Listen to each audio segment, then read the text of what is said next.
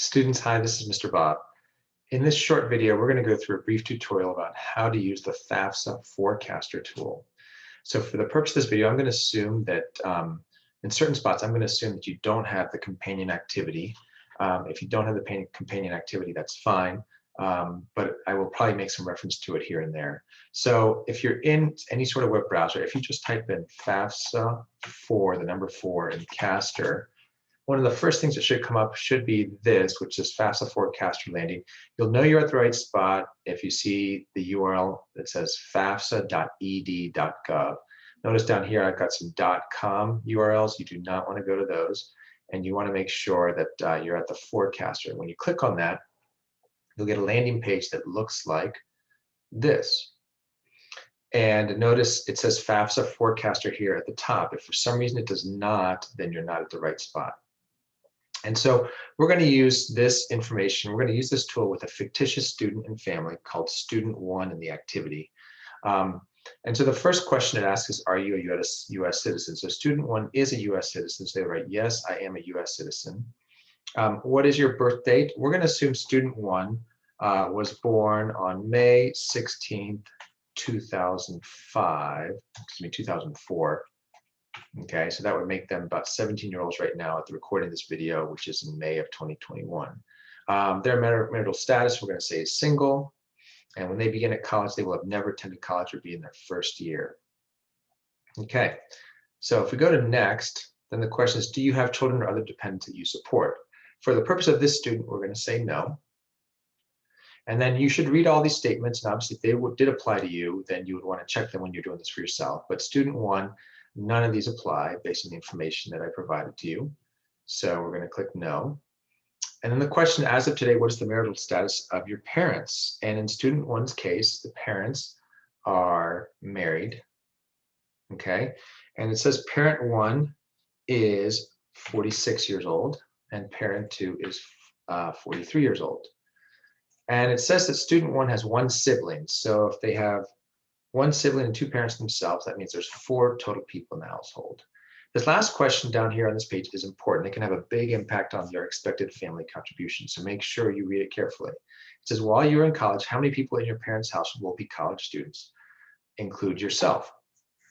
So in student 1's case, it says they will be the only one in the household in college next year, so they would put a 1 right here. But if they had a sibling that was going to be in college, then that number would be 2. Okay, so we click next. Have your parents filed taxes recently? Now, student 1's case, no, they did not. And so then you just want to estimate how much income the parents make every year. And in the information that I gave you for student 1, it says that the family makes $70,000 a year. It also indicates that they are Oregon residents. Okay.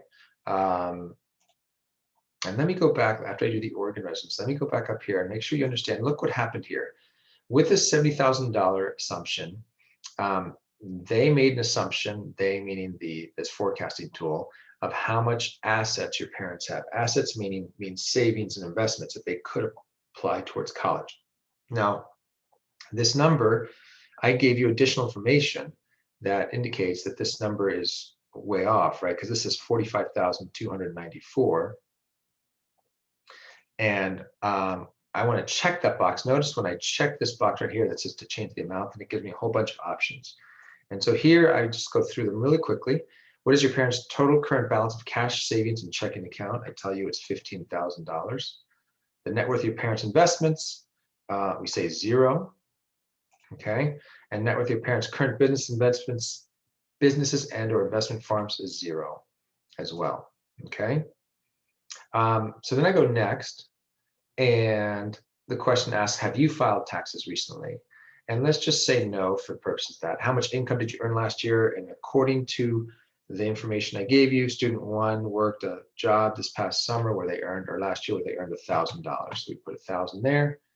And your state of legal residence, we're going to say, is Oregon. And also, let's go back up there. Notice they assume that if you made $1,000 last summer, for some reason they assume that you probably have $2,283 saved up. If you want to change that, I'll check that, and I can just put 0 here. 0, 0, 0. as a general rule, the more information you have, obviously, when you go to do this yourself, the better off you're going to be, the more accurate the number is going to be. Okay, I feel good about that. I click next. And it says, now you're done, and we can estimate your federal eligibility. It's obviously telling you that it's just going to be an estimate, so you want to keep that in mind. So you click submit. And then we get into this cost worksheet, and this is really just kind of extra stuff, because the main goal here that I want you to get is your expected family contribution, or an estimate of your expected family contribution. But let's go along and do this. And in the example I gave you, I indicated that student one's first choice right now is Oregon State University. And I tell you that Oregon State costs roughly $30,000 per year.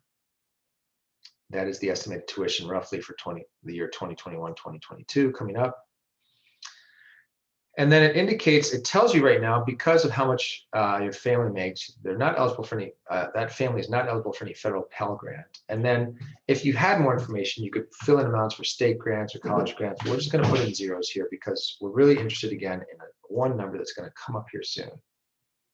It tells you federal work study. Sure, okay, you can assume you might get $1,500 in federal work study, and you can assume direct Stafford loans or low interest loans. They're suggesting that we'll just put in $5,500. I'm actually going to put in 0 for loans because I just want to see what happens here. Click calculate.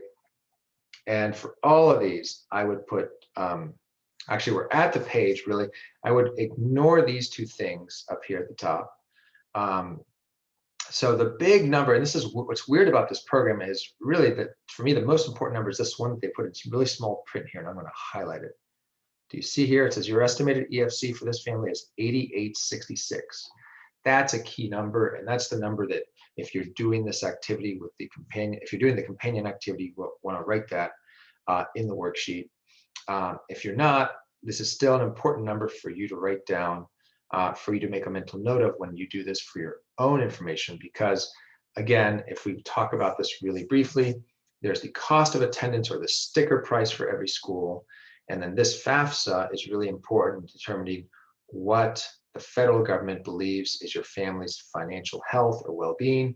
And that goes into this number, which they think on average your family should be able to contribute, in this case family, about almost $9,000 per year towards your tuition, towards all your expenses in college. Okay. And colleges are going to use that as an important number as they try and figure out what sort of aid, grant, loans, work study stuff to offer you. Okay. And so obviously you can do a bunch of things here now. You can print, you can recalculate, start over, or exit. For the purpose of those of you doing this activity with the assignment, at this point, you would want to go ahead and start over and do the information for student number 2, and then go on from there to do it for your own family. Okay, thank you so much for listening. I really appreciate it. Hope you have a good rest of your day.